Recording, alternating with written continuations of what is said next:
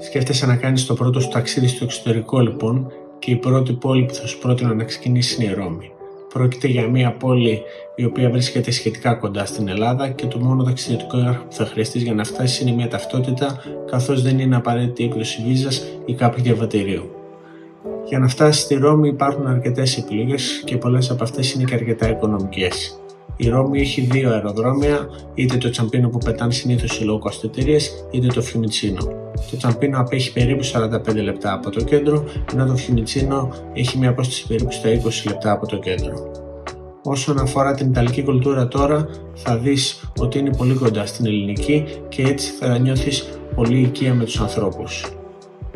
Επιπλέον, τα αξιοθέατα που θα δεις είναι παγκόσμιας πολιτιστικής κληρονομιάς και είναι σε αρκετά περπατήσιμη απόσταση. Επιγραμματικά και μόνο θα σου αναφέρω ότι στη Ρώμη βρίσκεται το Βατικανό, το Κολοσσέο, η Καπέλα Σικστίνα, η Φοντάνα την Τρέβη, η Πιάτσα της Σπάνια και πολλά άλλα που για να τα αναφέρω ολόκληρα θα χρειαστεί να κάνω ξεχωριστό βίντεο.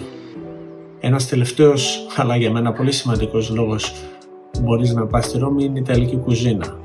Εκεί μπορείς να φας αυθεντική καρμπονάρα, παλιανόστιμο παγωτό, αλλά και πολλές άλλες γεύσεις που έχεις συναντήσει πολλές φορές στην Ελλάδα. Ελπίζω να σε βοήθησε αυτό το βίντεο αν τώρα ξεκινάς τα ταξίδια σου και σε ευχαριστώ που το είδες.